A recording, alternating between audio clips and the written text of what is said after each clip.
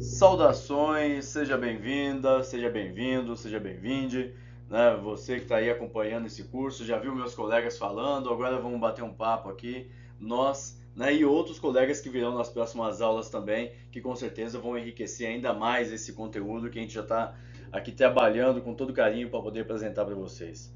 Bom, eu sou o William Retamiro, sou economista, né, mestre em Planejamento e Desenvolvimento Regional e doutor em Ciência, Tecnologia e Sociedade. E nessas três fases de vida acadêmica eu sempre coloquei a economia solidária e os bancos comunitários como foco do meu objeto de pesquisa.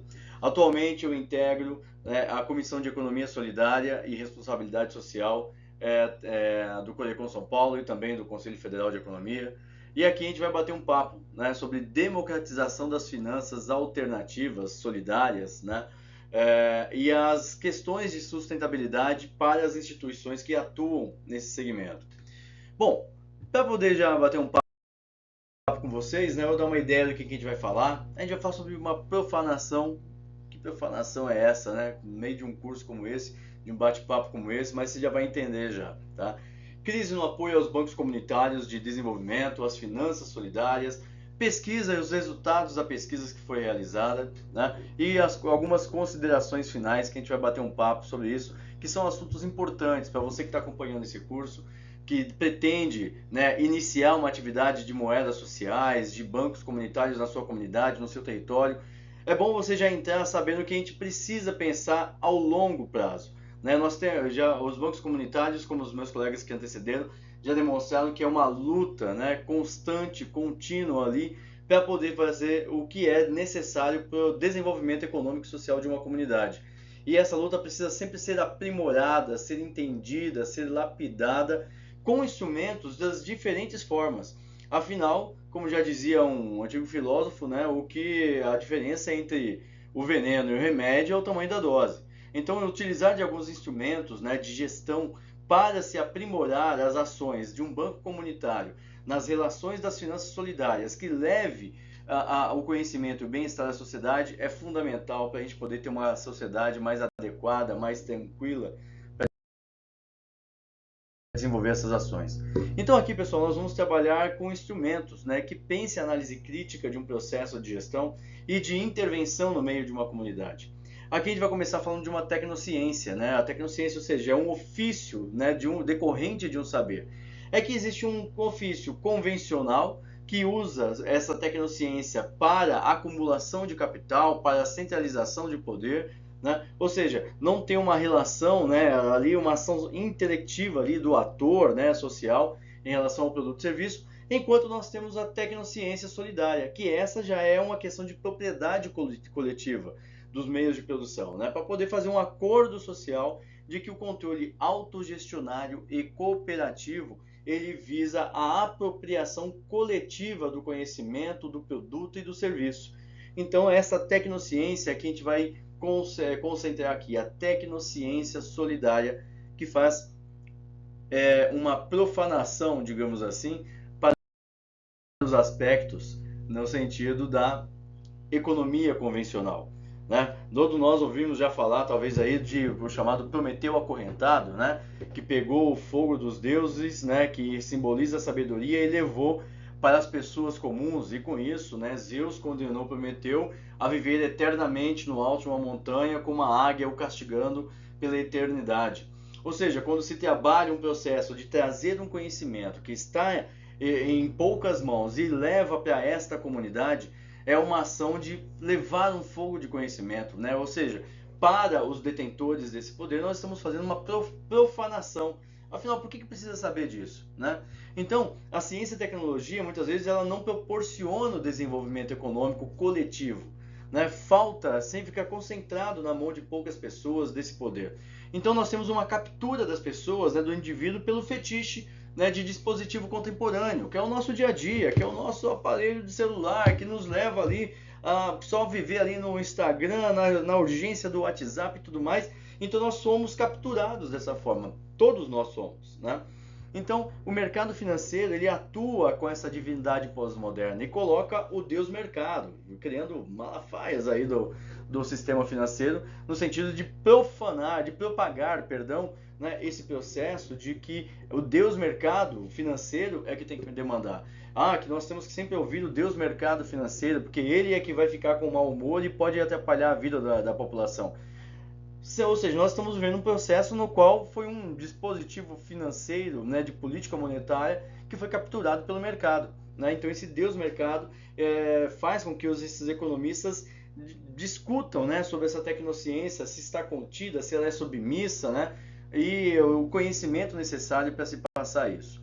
Então, dessa forma, a gente vai começar a pensar algumas questões para poder analisar isso daqui e entender alguns processos. Primeiro, entender, né, dar uma recapitulada de que economia solidária é um conceito que rege as práticas, né, das relações econômicas alternativas, colocando o indivíduo, a pessoa, como processo fundamental, como foco das atividades econômicas, e não o lucro, nesse sentido.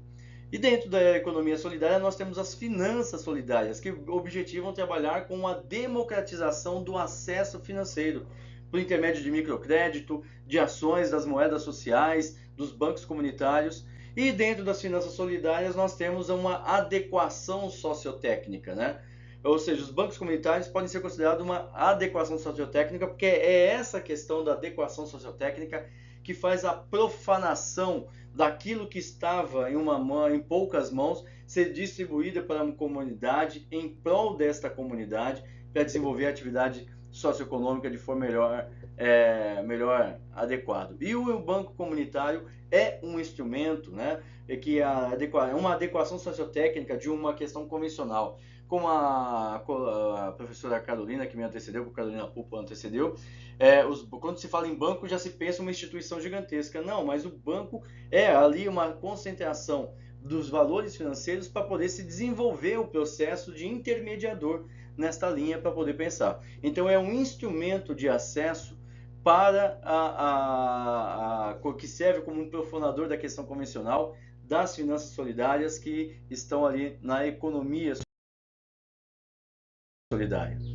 Porém, os bancos comunitários, né, eles têm sofrido aí com a ausência de apoio, pelo menos desde 2016, mas já vinha há algum tempo já com alguns sofrimentos, digamos assim, porque sempre dependeu muito do poder público para poder desenvolver as suas ações. Quer seja pela Senais, né, Secretaria Nacional de Economia Solidária, com o apoio, né, do BNDES e outras instituições de âmbito estadual, municipal.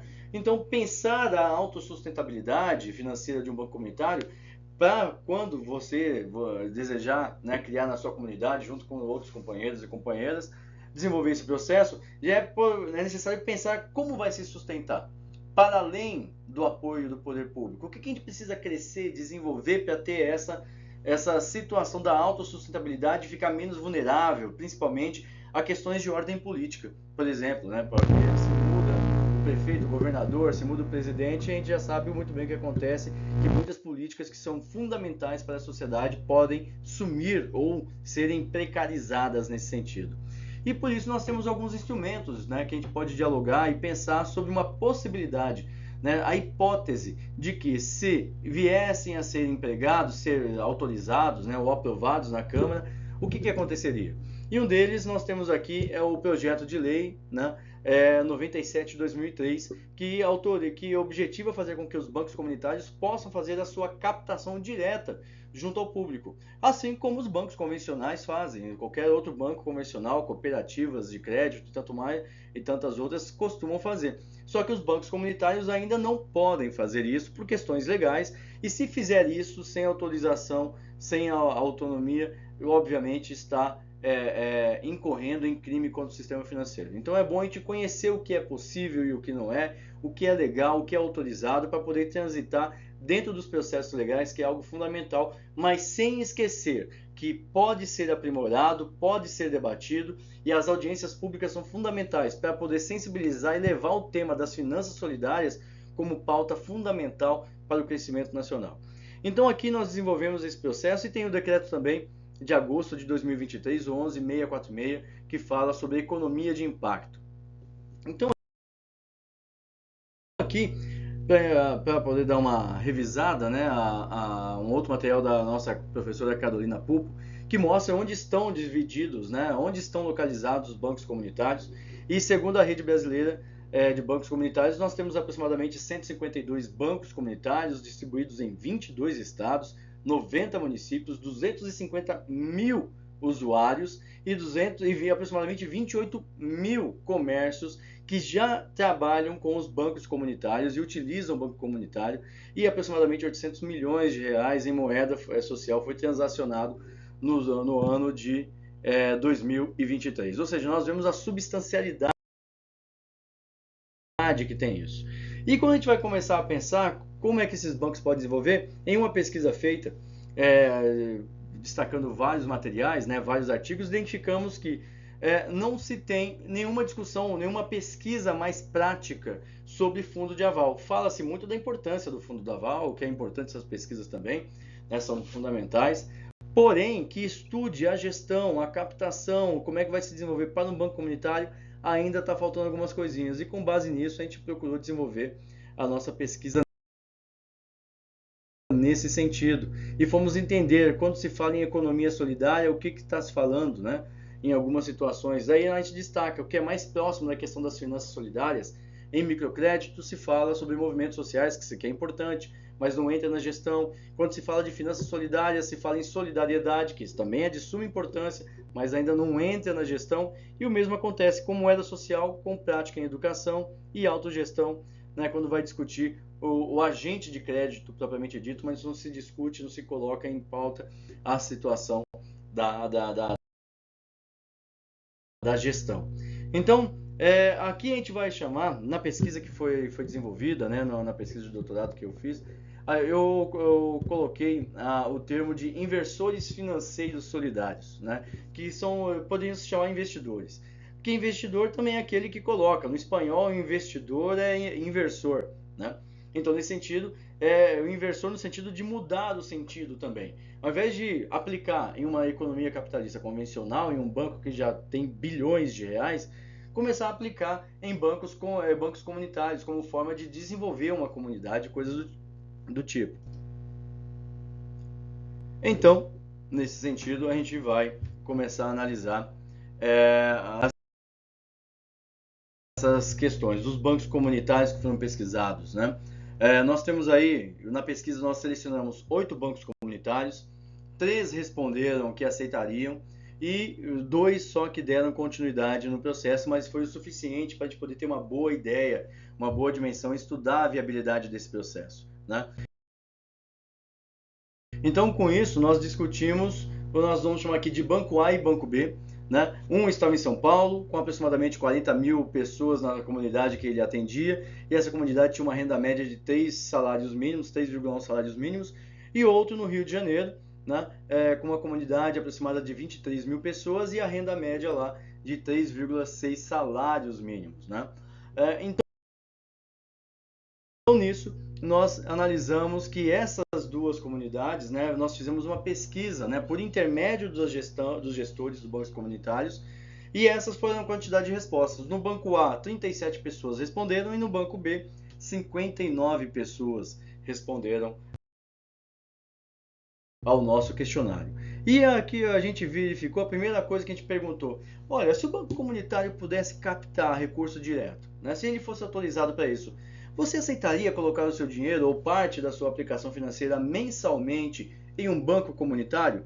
E a resposta que nós temos é aqui. Nós podemos ver ali, ó, que bastante dispostos, ele vai há um bom tempo ali, seguindo ao longo da linha, né, que é o primeiro item ali na cor azul. Não dispostos, que é o abaixo, ele já fica bem curto. Ou seja, tem uma quantidade de pessoas que não estão dispostas, mas não está muita gente não. Plenamente dispostos, olha só as colunas em amarelo, como elas se distanciam, como elas se alongam mais, indicando que muitas pessoas estão dispostas a aplicar os seus recursos em um banco comunitário e pouco dispostas, né, que se entende que tem ali uma possibilidade de que uma parte desse pouco disposto pode vir a ser sensibilizado e fazer a sua aplicação ainda que valores relativamente baixos. Ou seja, nós temos ali que, tanto no banco A quanto no banco B, nós temos aqui no banco A 58% das pessoas se declararam estar bastante ou plenamente dispostas em aplicar no banco comunitário. E 44% das pessoas no banco B, né, que a gente pode identificar nesse processo todo. Ou seja, a quantidade de poucas pessoas ficou ali na faixa dos 30%, aproximadamente um terço, né, dos pesquisados que disseram. Ou seja, nós temos uma situação de que boa parte ali, sim, aceitaria aplicar caso fosse permitido fazer isso. E quando a gente perguntou, ó, tá bom, você aceita aplicar, mas qual é a sua condicionalidade? A grande maioria colocou que a condicionalidade posta seria ter 14 não, desculpa, seria ter, eu estou olhando o tempo aqui, falei 14, desculpe, mas o que acontece? Boa parte coloca, nós queremos ter a reposição inflacionária, mais um rendimento, ainda que seja conservador, como um tesouro direto, e também os indicativos, né, de que houve uma dinamização da atividade econômica no município, como geração de trabalho e renda, a questão de mais empreendimentos, circulação maior da moeda dentro do território, ou seja, as pessoas estão dispostas a aplicar, mas isso vai demandar também uma contrapartida, o que está certíssimo, que é necessário, né? Então, aí a reposição inflacionária, mais o rendimento conservador e os indicativos de que houve um impacto naquela comunidade é o que a grande maioria colocou. Tanto que a gente pode ver aqui na coluna vertical onde está inflação, rendimento e dinamização, é a maior parte que está sendo colocado, principalmente ali quando a gente analisa os que estão bastante dispostos e os que estão plenamente dispostos. Ou seja, é um percentual alto para a gente poder pensar. Ou seja, além de haver pessoas dispostas, elas também estão claras de que vão exigir as suas condicionalidades, né, convencionais. Então, para isso, a gente vai analisar se você pudesse aplicar, o quanto você aplicaria, ou seja, pensar qual seria a possibilidade de captação de recursos pelos bancos comunitários nessa condição. Então, a gente vê aí que, basicamente, no Banco A, teria aí uma captação mensal aproximada de R$17 mil por mês e no banco B de 38 mil, ou seja, mensalmente isso ajuda muito no desenvolvimento econômico das atividades, do processo para poder fazer. Então, com isso, a gente já consegue ter um vislumbrar aí um cenário bastante positivo, né, para os bancos comunitários, caso eles pudessem fazer esta captação de recurso. Isso ajudaria muito na comunidade, porque se transformaria em microcrédito. E como é que a gente pode pensar isso também? Por que microcrédito? Olha só, a maioria no banco B, pode ver ali que a maioria aceitaria deixar em até 24 meses a aplicação. Parada no sentido de que não rendendo, né? Mas esse dinheiro não ficaria parado, ele se tornaria um multiplicador, porque ele ia para a comunidade em forma de microcrédito. Ou seja, nós temos ali no banco B, R$19 mil que aceitariam ser deixados para receber 24 meses depois, com a condicionalidade de reposição inflacionária, rendimento ainda que conservador e os indicativos socioeconômicos ocorridos nesse período. Então a gente vê nesse sentido. Já no banco A, a gente vê que a grande maioria aceitaria deixar por até 12 meses, uma montante aproximadamente de R$11 mil.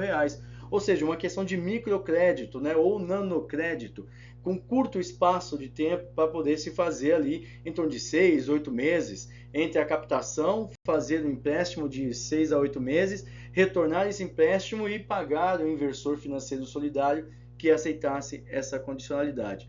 Então esses números eles vão nos mostrando que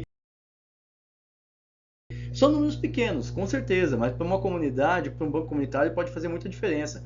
Em havendo atividade mais efetiva, com certeza esse número pode aumentar, né? E o que ajudaria muito. E os juros, quando se pensar nos juros, a gente vê ali um processo crescente da taxa de juros para o microcrédito, né? Nesse sentido. Então, os bancos comunitários também têm essa característica de trabalhar com taxa de juros menores, porque sabem que, como falei lá no início, né, a diferença entre o veneno e o remédio é a dose, como se diz no ditado popular. Então, taxa de juros menores, ele é um remédio para poder fazer com que as pessoas possam captar, sejam trabalhados no processo da educação financeira em devolver esse dinheiro com uma remuneração, mas também com outras contrapartidas. Então a gente entende que a taxa de juros baixa, ela dinamiza a atividade econômica local e com isso ela vai desenvolver um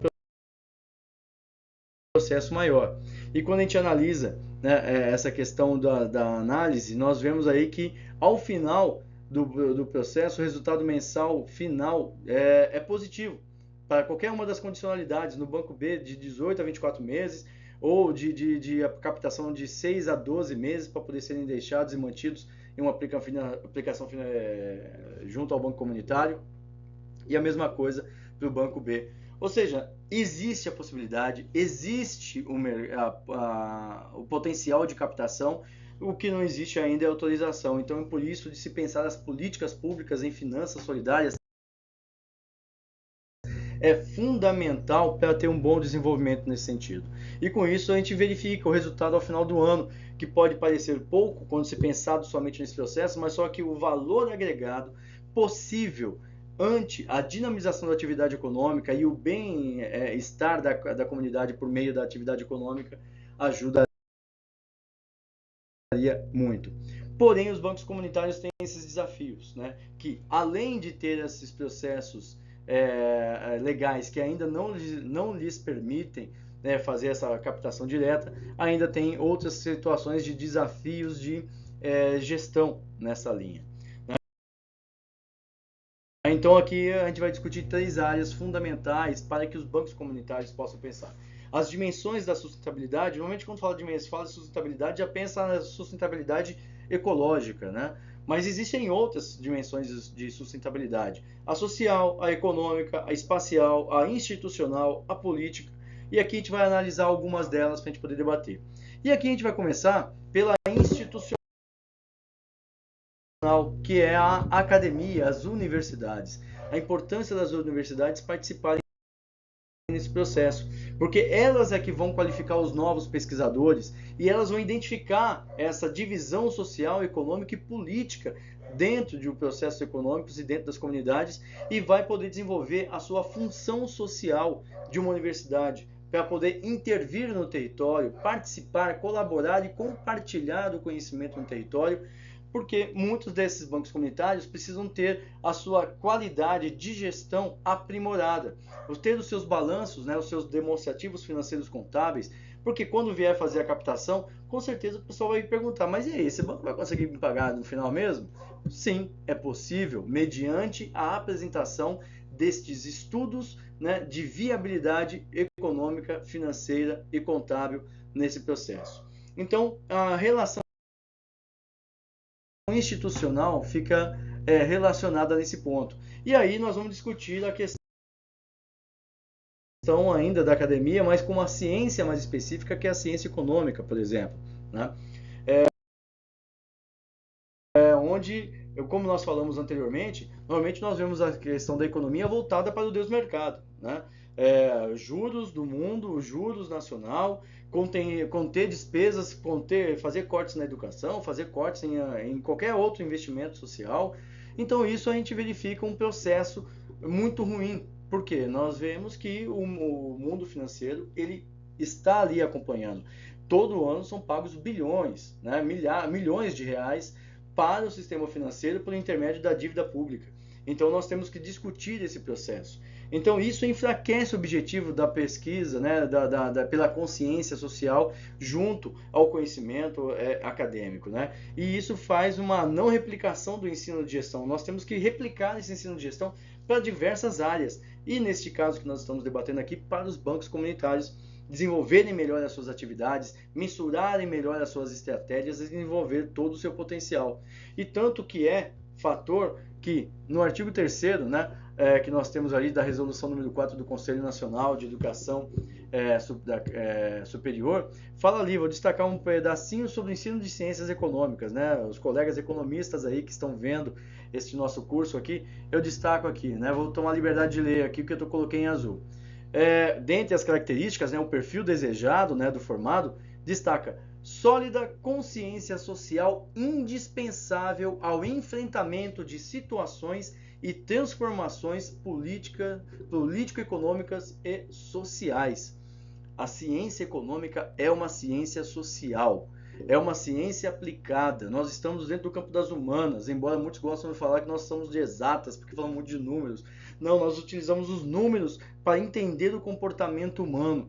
E quando a gente começa a pensar os números em prol desses aspectos de ordem social, de bancos comunitários, os números não são favoráveis. Nós estamos falhando nesse processo. Então, com isso, a gente precisa aprimorar e desenvolver melhor esta atividade.